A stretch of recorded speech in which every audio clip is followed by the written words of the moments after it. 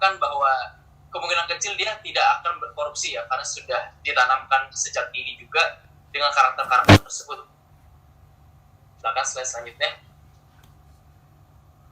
Konsep dari integritas adalah integritas sendiri dalam konsepnya terdiri atas dua bentuk, yaitu substansif integritas dan formal integritas.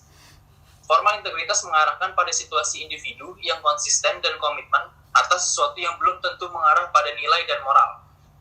Substansi integritas mengarahkan pada suatu individu yang konsisten dan komitmen atas sesuatu dengan dasar nilai dan moral. Konsep integritas inilah yang penting untuk dicapai. Seperti bentuk perilaku atau tindakannya didasarkan pada prinsip saling menghormati dan empati pada orang lain. Dalam menjalani kehidupan, selalu didasarkan pada rasa optimis dan antusias. Kesungguhan dan kemauan untuk menjalani hidup yang bermakna dan memiliki tujuan yang jelas. Dan baik, meyakini bahwa dirinya memiliki kontrol atas segala sesuatu yang sedang dihadapi saat itu. Untuk itu, saya lanjutkan kepada Saudara Prandi. Selanjutnya adalah nilai anti korupsi. Ada beberapa aspek, yaitu aspek inti, yaitu jujur, disiplin, dan bertanggung jawab. Ada aspek sikap, yaitu adil, berani, dan peduli, dan aspek etos kerja, kerja keras, mandiri, dan sederhana. Ada kutipan dari salah satu tokoh yang mengatakan bahwa keberadaan nilai-nilai anti korupsi berfungsi sebagai kontrol atau kendali yang bersifat internal dalam diri ketika dirasa ada pengaruh buruk dari lingkungan atau situasi yang dihadapi saat itu, berpotensi mengarahkan pada praktik korupsi. Yang selanjutnya adalah prinsip anti korupsi. Faktor internal ada kejujuran, kepedulian, kemandirian, kedisiplinan, tanggung jawab, kerja keras, sederhana, keberanian, dan keadilan. Dan faktor eksternalnya ada akuntabilitas, transparansi, kewajaran, kebijakan, dan kontrol kebijakan. Selanjutnya ada faktor-faktor penyebab korupsi. Dikutip dari Fajar, mercenary abuse of power, itu penyalahgunaan wewenang yang dilakukan oleh orang yang mempunyai suatu kewenangan tertentu yang bekerja sama dengan pihak lain melalui suap atau sogokan ataupun penggelembungan dana atau markup. Berikutnya ada discretionary abuse of power, penyalahgunaan wewenang yang dilakukan oleh pejabat yang punya kewenangan istimewa atau jabatan istimewa dengan mengeluarkan kebijakan tertentu. Ideological abuse of power dilakukan oleh pejabat untuk mengejar tujuan dan kepentingan tertentu dari kelompok. Ada faktor lainnya juga, yaitu faktor internal lain, sikap tamak.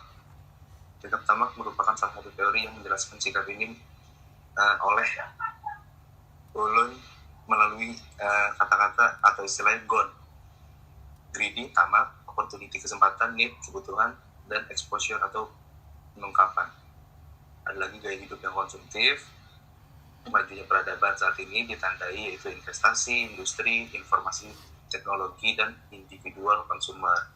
Menyebabkan individu rasa perlu dan wajib untuk mengikuti perkembangan tersebut. Setelah itu ada moral.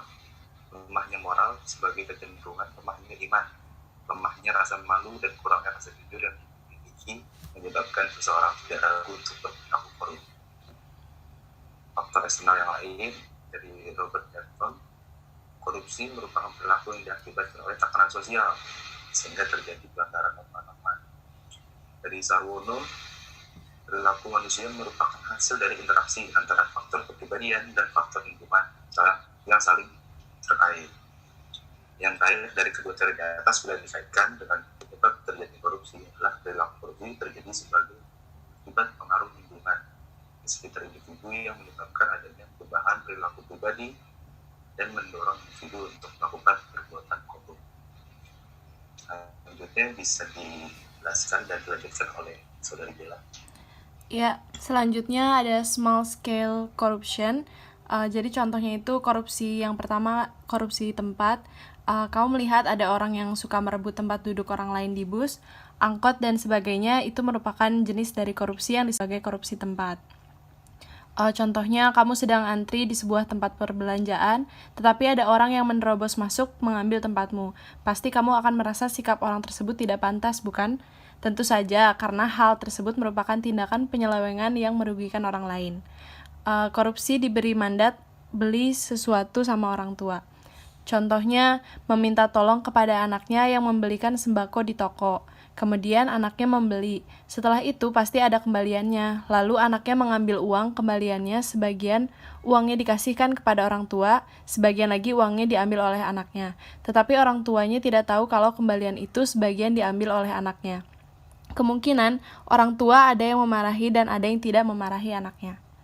Jadi itu contoh korupsi di tempat dan korupsi diberi mandat oleh orang tua. Selanjutnya ada large scale corruption. Contohnya proyek Hambalang, kasus proyek pembangunan pusat pendidikan, pelatihan, dan sarana olahraga nasional. Di Hambalang juga tercatat menjadi salah satu kasus korupsi besar yang pernah ada. Nilai kerugiannya mencapai 706 miliar rupiah. Pembangunan proyek Hambalang ini direncanakan dibangun sejak masa Menteri Pemuda dan Olahraga Andi Malarangeng. Dengan menghabiskan anggaran sebesar 1,2 triliun rupiah, proyek yang ditargetkan rampung dalam 3 tahun ini mangkrak hingga akhirnya aliran dana korupsi terendus KPK. Selanjutnya ada kasus EKTP. Kasus ini pengadaan EKTP menjadi salah satu kasus korupsi yang paling fenomenal. Kasus yang menyeret mantan Ketua Umum Partai Golkar Setia Novanto ini telah bergulir sejak 2011 dengan total kerugian negara mencapai 2,3 triliun rupiah. Setidaknya ada sekitar 280 saksi yang telah diperiksa KPK atas kasus ini dan hingga kini ada 8 orang yang telah ditetapkan sebagai tersangka. Selanjutnya masih dengan large scale corruption. Contohnya yang lain adalah Kota Waringin Timur.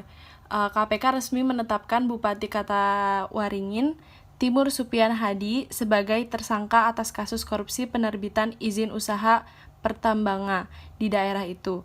Dalam kasus ini, negara tercatat mengalami kerugian hingga 5,8 triliun dan 711.000 dolar Amerika Serikat. Supian yang juga kader PDIP ini diduga menguntungkan diri sendiri dan korporasi dalam pemberian IUP kepada 3 perusahaan, yakni PT Fajar Mentiabadi, PT Bilia Indonesia, dan PT Aries Iron Mining pada periode 2010 sampai 2015. Peneliti Indonesian Corruption Watch, Emerson Yunto, menyebut kasus korupsi Bupati Kota Waringin Timur menjadi salah satu kasus korupsi terbesar yang ditangani oleh KPK. Selanjutnya kita ada beberapa pertanyaan untuk audiens. Kira-kira menurut pendapat kalian, gimana sih kondisi perilaku koruptif di Indonesia dengan adanya KPK ini? Apakah malah bertambah atau berkurang? Kondisi perilaku. Mungkin barangkali ada yang mau memberikan pendapatnya.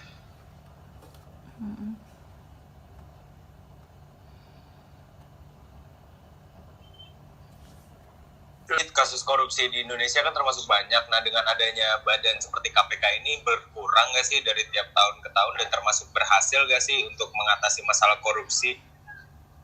Nyambung nggak? Apa salah pertanyaan itu? Nyambung. Tenang aja, santai. Jadi berdasarkan yang gue lihat dari skala dari pemerintahan ke pemerintahan itu nggak menentu skalanya. Jadi terkadang ada yang berkurang, terkadang ada yang naik justru skalanya. Jadi semuanya itu berpengaruh sebenarnya bukan kepada KPK-nya sendiri, cuma berada pada integritas pemerintahan yang tersebut. Dan semua era itu mempunyai zamannya masing-masing. Zaman Soeharto, zaman Gus Dur, zaman Habibie, zaman Megawati, zaman SBY, hingga sekarang zaman Jokowi. Jadi bahkan adanya badan KPK pun, bahkan KPK saat ini menurut saya juga masih bisa disusupi ya. Bahkan masih bisa adanya jabat tangan di belakang panggung KPK tersebut. Jadi menurut saya untuk semua ini beberapa memang ada yang sandiwara untuk adanya panggung, dan memang benar benar adanya yang tertangkap oleh KPK tetapi bukan aktor utama dari sebuah korupsi tersebut. Contoh, kita ambil kasus korupsi IKTP yang saya tahu bahwa saksi utamanya lari ke Amerika dan dibunuh. Yang disangka bahwa dia itu bunuh diri tetapi ditemukan ada selongsong peluru berada di dadanya kalau nggak salah. Era Jokowi deh. Kan akhir ini kan kita hidup di era Jokowi nih. Dari periode 1 ke era periode Jokowi 2. kan nggak kayak udah jarang terkenal lagi sih korupsi. Oh gitu. Efektif berarti ini sikap Udah jarang pemerintah lagi kalau korupsi sebenarnya udah diberantasnya, bisa korupsi kan langsung siapa pelakunya langsung dicari kalau sekarang gitu. Kalau beda sama zaman dulu SB dulu banyak banget korupsi gitu kan. Kalau sekarang kayaknya sudah, kalau setahu gue sih kayak udah sedikit berkurang sih, walaupun masih ada juga antek-anteknya dikit gitu. Berarti sikap pemerintahnya sudah tegas untuk menindak anggota pejabat masing-masing ya? Udah, nah kan setahu gue sih itu. Oke, siap. Terima kasih. Udah. Oke. Mau ada pertanyaan apa cukup? Lanjut. Bagaimana? Mungkin terakhir ini kali. Terakhir. Pendapat kalian. Apa pendapat kalian tentang sikap pemerintah dalam upaya pemberantasan korupsi saat ini? Sebenarnya sih sama, kurang lebih sama kayak pertanyaan tadi, cuman lebih ke tegasan kali ya. Gimana nih menurut kalian? Apa udah cukup tegas banget kah? Atau baru cuman instruksinya aja yang keras tapi ternyata kelakuannya nyata lemah lembut sama koruptor? Ada yang mau beri tanggapan? Yang perempuan coba nih. Daerah kan dikasih untuk masyarakat. Nah, bantuan sosial ini bisa menimbulkan kasus-kasus korupsi di mana disalahgunakan dalam suplainya bantuan sosial ini. Jadi biarkan KPK yang mengurusi, pemerintah nggak usah ikut campur gitu. Jadi kan itu kan badan individu gitu. Itu sih gua. Berarti yang diharapkan total independen, berdiri di kaki sendiri ya untuk lembaga KPK ini? Ya, betul. Itu aja sih. Terima kasih Mas Yusril atas pandangan pribadinya. Oke, ada Saudara Tondi.